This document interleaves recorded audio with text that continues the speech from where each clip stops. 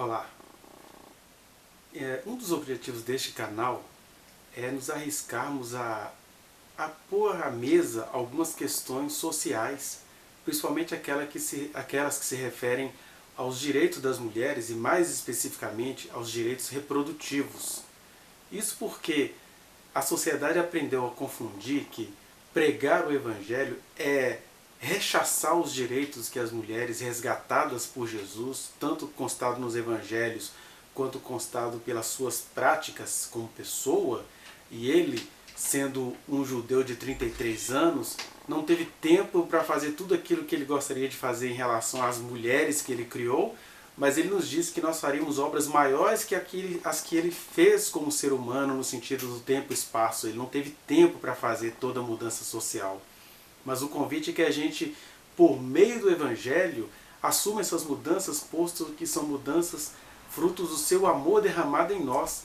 E não no sentido de a gente patrocinar pecados, patrocinar crimes, mas é abraçar o direito.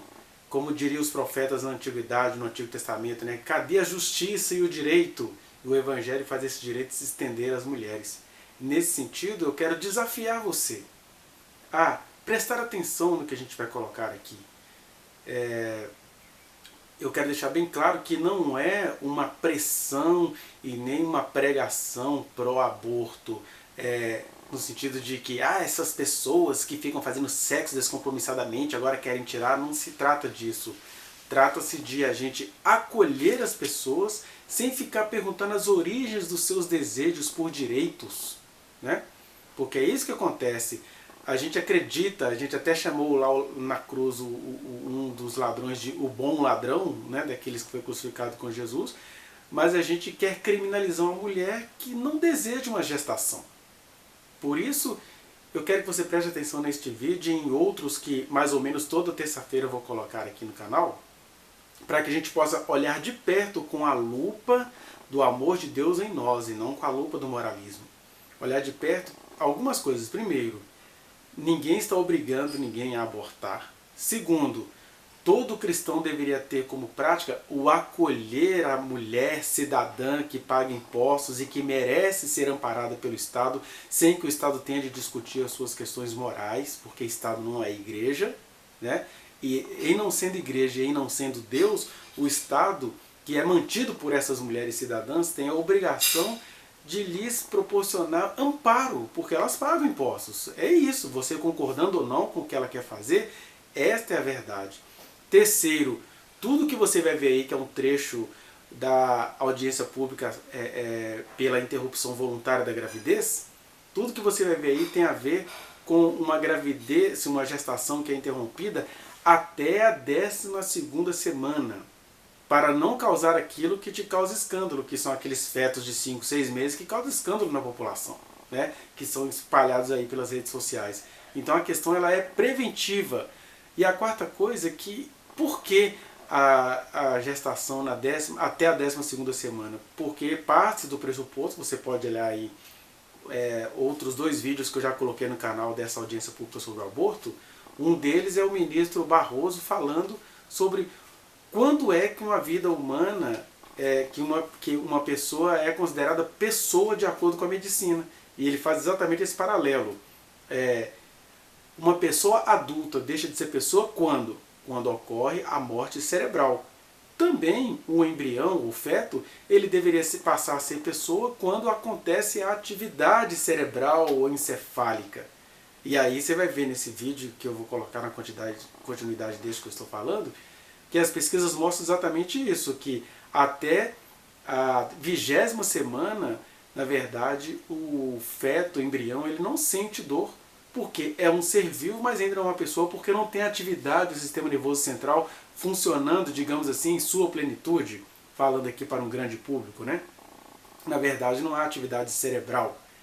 Aí vem aquelas questões religiosas, mas e Deus? E você está interferindo? Olha, assim como Deus não interfere nos milhões de espermatozoides que os homens que me assistem agora jogam fora por dia, você sabe muito bem disso, né? Deus também não vai interferir naquela questão da célula ovo que foi colocada ali por uma mera prática humana, porque quem Deus quer que nasça, vai nascer. Por isso Deus não tem raiva de o Estado ser justo. Então, quem Deus quer que nasça, vai nascer. Operando Deus, ninguém vai impedir. E eu nunca vi Deus aparecer para mulher nenhuma para chamar a atenção dela como se ela fosse um ser descompromissado. Porque até quando estão praticando erros, eu sou um homem que sou testemunha, que as mulheres são muito responsáveis, até quando ela está sendo supostamente irresponsável aos olhos da sociedade. Essa é a verdade que a sociedade precisa levar a sério. Mas, não querendo me delongar muito, eu convido você então a assistir hoje. Quem vai falar é o Dr. Rosíris Pereira de Andrade. Ele é da Federação Brasileira das Associações de Ginecologia e Obstetrícia, que é da FEBRASGO, né? E ele vai mostrar algumas coisas muito importantes para a gente acerca disso que eu já disse aqui para você. Então eu peço que você, como uma pessoa que ama a Deus, que de fato ama a vida e que ama tanto um feto que está na barriga de uma mulher, que entende que o Estado então precisa acudir a mulher que não quer continuar a gestação, acudi-la em tempo e não ficar alimentando essa indústria clandestina de abortos que estão acontecendo por aí. Assista, faça a sua avaliação. Não estou te pedindo para você concordar, mas eu estou pedindo a você para examinar como alguém que conhece Jesus e que não tem medo de que a verdade dele prevaleça. E fica o meu convite, e toda terça-feira eu vou postar alguma coisa sobre essa audiência pública. Como é pública, a gente pode pegar os cortes, comentá-los e postar aqui para você. Foi uma audiência que aconteceu em 2018. Eu vou deixar aí o link dessa audiência completa. E na verdade foram 4 audiências, né? Mas eu vou deixar o que está este corte de hoje. E vou deixar também para você um link onde eu estou tratando dessas questões da mulher e da cristandade, pedindo aí licença à questão do lugar de fala. Assista e que o Senhor te abençoe e ilumine os nossos espíritos e entumeça-nos do seu amor, né? E amar é também examinar o que as pessoas estão dizendo sem incriminá-las a partir do nada, a partir dos nossos preconceitos. Fique com o vídeo. Concedo a palavra ao Dr. Rosíris Pereira de Andrade, que vai falar pela Federação Brasileira das Associações de Ginecologia e Obstetrícia, FEBRASGO, também com 20 minutos para a manifestação. Excelentíssima ministra Carmen Lúcia, presidente desse Supremo Tribunal Federal, que muito nos honra com a sua presença, ministra Rosa Weber, relatora, a quem eu agradeço o convite para aqui participar, ministro Barroso também, é um prazer vê-lo aqui, demais autoridades presentes, senhoras e senhores que aqui vieram. É uma honra estar aqui como presidente da Comissão Nacional Especializada de Violência Sexual e Interrupção da Gestação prevista em lei da FEBRASGO, Federação Brasileira das Associações de Ginecologia e Obstetrícia, e a representando, para contribuir nesse debate com o que temos de discussões mais atualizadas sobre o tema em pauta e as pesquisas médicas relevantes, com base em evidências científicas. Para a FEBRASGO, o aborto é um tema urgente. Se considerarmos as 503 mil mulheres que abortaram de maneira clandestina e possivelmente insegura apenas no ano de 2015, podemos escrever o aborto como um fato da vida reprodutiva das mulheres e uma necessidade de saúde, que precisa ser levado a sério por profissionais e instituições, públicas e privadas. Essa constatação independe de nossas crenças pessoais. É nosso dever como médicos. Nossa tese de que há uma trágica incoerência em saúde. Apesar do avanço da pesquisa e da assistência médica, não tem havido redução de abortos inseguros, morte e morbidade maternas em igual proporção no país.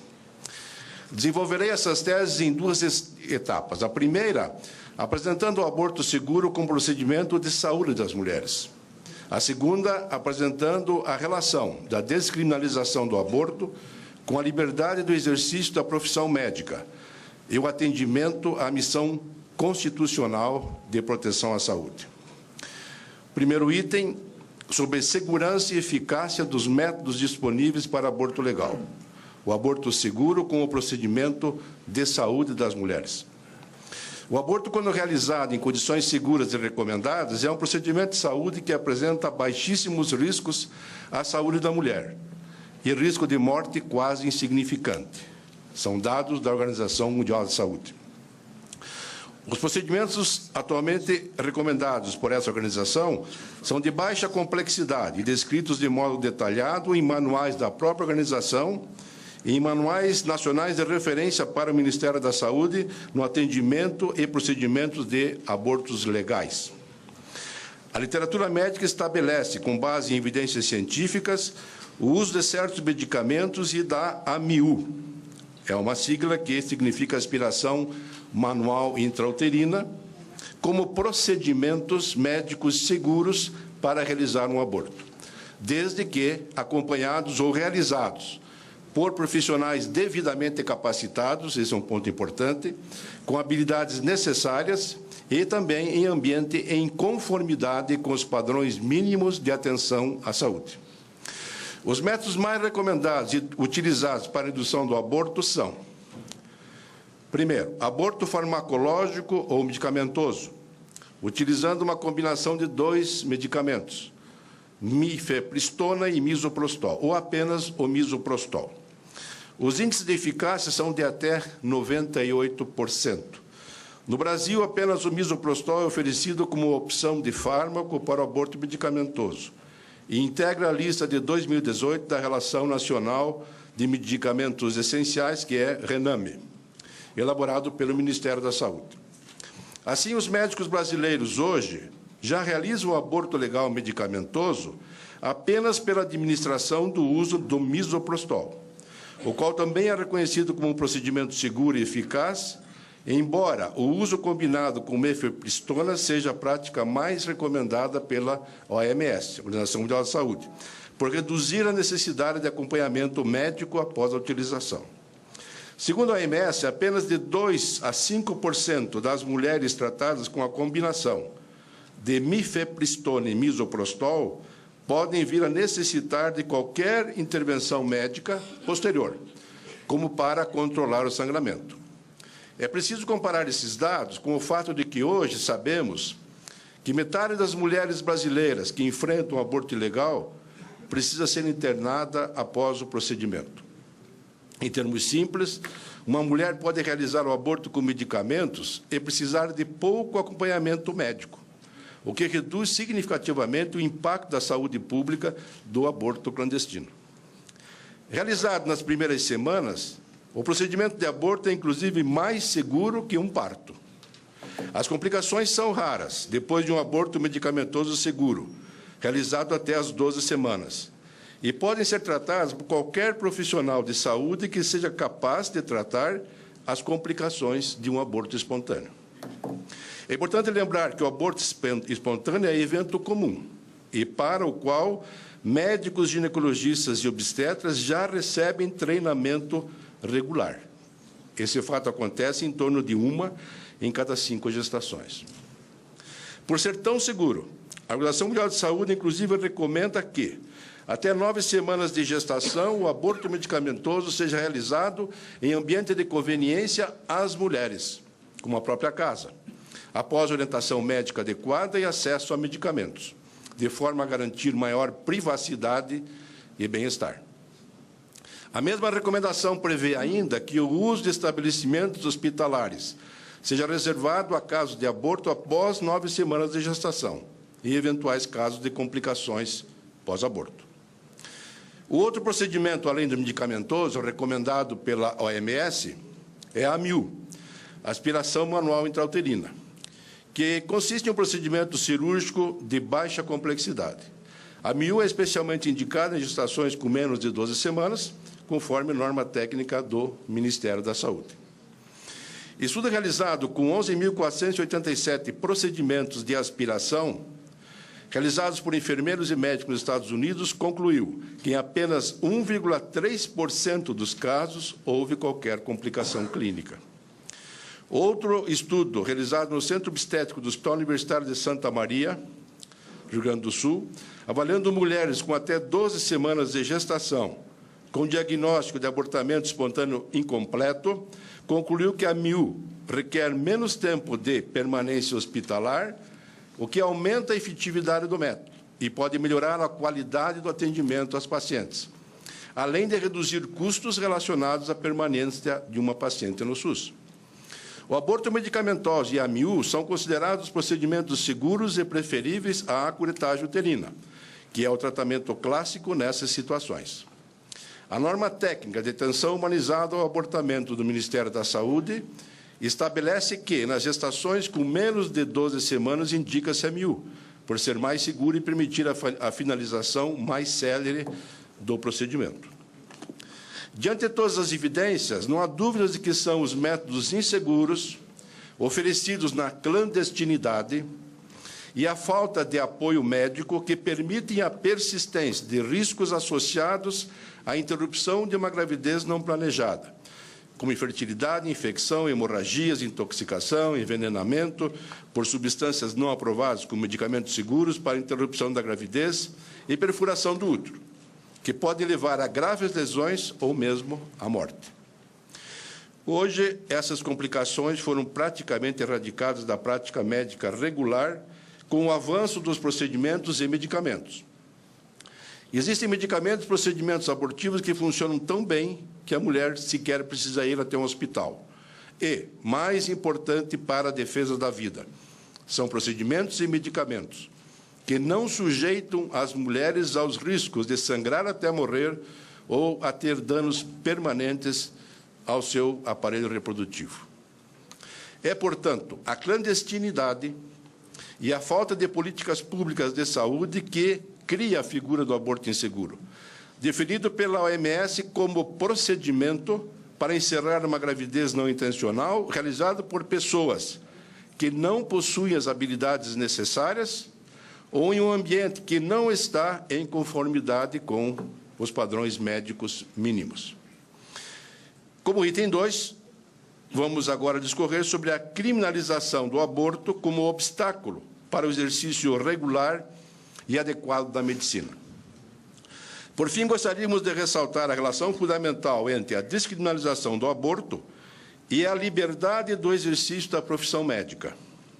A FEBRASGO entende que a relevância da matéria está fortemente relacionada à atuação dos profissionais das áreas de ginecologia e obstetrícia, por ser a especialidade ordenada pelo mandamento constitucional de proteção à saúde nesse aspecto tão fundamental à vida humana, que é o processo reprodutivo.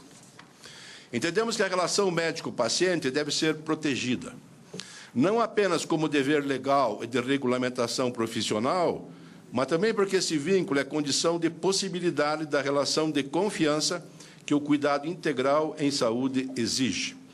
Não existe assistência médica integral se a relação do médico com suas pacientes for mediada pelo medo, pelo estigma ou pela suspeição.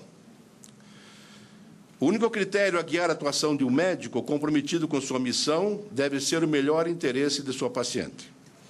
No instante em que a paciente confidencia a seu médico a impossibilidade de seguir adiante com uma gestação, ela o elege como guardador privilegiado de sua informação privada e este torna-se responsável por sua saúde.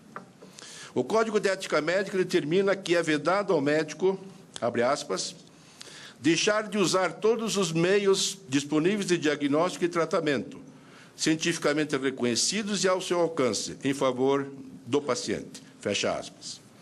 Acabamos de revisar todos os métodos cientificamente reconhecidos e disponíveis para a realização do aborto legal, mas, como parte da trágica incoerência que a lei penal nos impõe, estes não podem ser disponibilizados às mulheres em todas as situações em que deles necessitam.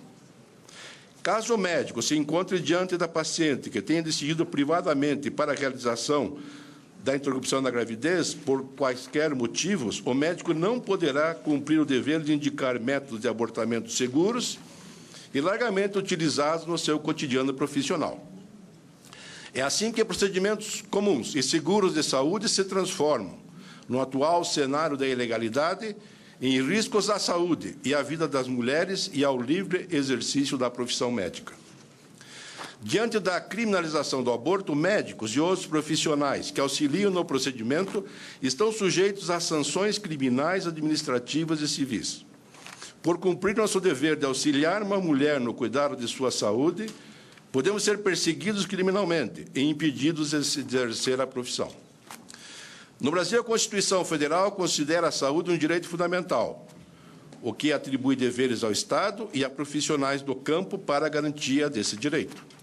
Entendemos, assim, que os embates morais ou religiosos sobre o aborto não podem desobrigar o Estado de garantir o direito à saúde das mulheres, menos ainda levá-lo a criminalizar o cuidado médico no exercício desse dever constitucional. Não é coerente criminalizar a conduta daqueles que, por dever funcional e com monopólio do conhecimento, devem salvar e proteger mulheres da automutilação, de lesões graves ou permanentes à saúde e até óbitos. O Código Penal continua a criminalizar o aborto, apenas não o fazendo em caso de estupro, risco de vida da mulher grávida e, por iluminada decisão do STF, nos casos de anencefalia fetal. Desse modo, médicos não podem exercer o dever de respeitar o direito à saúde, a dignidade e a cidadania de todas as mulheres, quando solicitados para orientação. Por outro lado, não posso deixar de lembrar aqui a decisão proferida pela primeira turma do Supremo Tribunal Federal, no habeas corpus número 124.306, Rio de Janeiro, inconstitucionalidade da incidência do tipo penal do aborto no caso de interrupção voluntária da gestação no primeiro trimestre, em 29 de novembro de 2016, que, num caso específico, afastou a prisão preventiva de acusados pela prática de aborto. E ressalto algumas citações desse habeas corpus, que vai ao encontro do que apresento nesse momento. Abre aspas.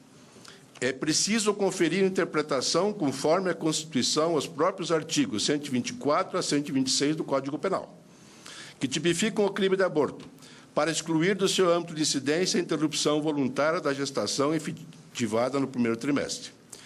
A criminalização, nessa hipótese, viola diversos direitos fundamentais da mulher, bem como o princípio da proporcionalidade.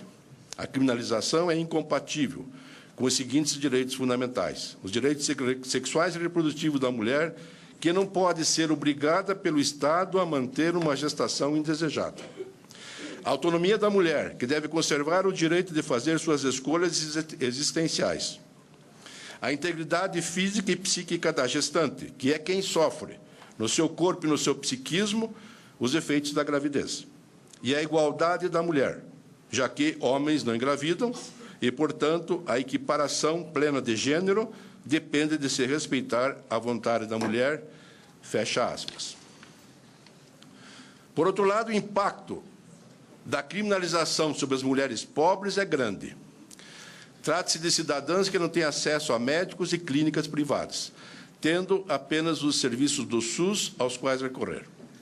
Além disso, lembrando ainda o próprio habeas corpus já citado, essa criminalização constitui medida de duvidosa adequação para proteger o bem jurídico que pretende tutelar, que é a vida do nascituro, por não produzir impacto relevante sobre o número de abortos praticados no país, apenas impedindo que sejam feitos de modo seguro. E a medida pode ser considerada desproporcional em sentido estrito por gerar custos sociais, problemas de saúde pública e mortes superiores aos seus benefícios. Ainda, é necessário e justo que se insista no fato de que os países democráticos e desenvolvidos do mundo, como Suécia, Finlândia, Dinamarca, Reino Unido, França, Itália, Espanha e Portugal, entre outros, deixaram de tratar a interrupção da gravidez do primeiro trimestre como crime. Convém, por fim, enfatizar as pesquisas com evidências científicas sobre o período da gestação a partir do qual o feto sente dor. Por óbvio, os médicos e legisladores de todos os países têm debatido esse aspecto, em se tratando da discussão sobre a descriminalização do aborto. O Dr. Nicholas Fisk, especialista em medicina materno-fetal no Hospital Real Brisbane e Feminino na Austrália, disse que já considerou a dor fetal como uma grande possibilidade, mas que a pesquisa o convenceu de que ela não é possível antes de 20 a 24 semanas de gestação. Numa revisão multidisciplinar sistemática sobre dor fetal, publicada na conceituada revista JAMA, os pesquisadores analisaram a dor fetal antes das 30 semanas de gestação. Concluíram que a percepção fetal de dor é improvável antes do terceiro trimestre de gestação e que as técnicas de anestesia que são usadas correntemente durante a cirurgia fetal para a correção de anomalias não são diretamente aplicáveis aos procedimentos do aborto. O Colégio Real de Obstetras e Ginecologistas do Reino Unido, em 2010, afirmou que, como a maioria dos neurocientistas acredita que o córtex cerebral é necessário à percepção da dor, pode-se concluir que o feto não é capaz de sentir nenhum tipo de dor antes do prazo de 24 semanas de gestação. A mensagem que quero deixar, tanto como médico quanto como professor titular de Medicina e Reprodução Humana da Universidade Federal do Paraná, é que quando uma mulher procura um atendimento em um hospital, porque não pode seguir adiante com uma gravidez, ela precisa de cuidado médico para suas decisões, não da polícia. É inadmissível que, diante da possibilidade de realizar um procedimento seguro, cerca de 500 mil de mulheres sigam realizando abortos todos os anos, sob risco de grave adoecimento ou morte no Brasil. Permitir que isso continue viola compromissos éticos básicos do dever médico, com o que a Febrasgo não pode compactuar. Eu agradeço novamente a atenção de todos e de todas. Obrigado.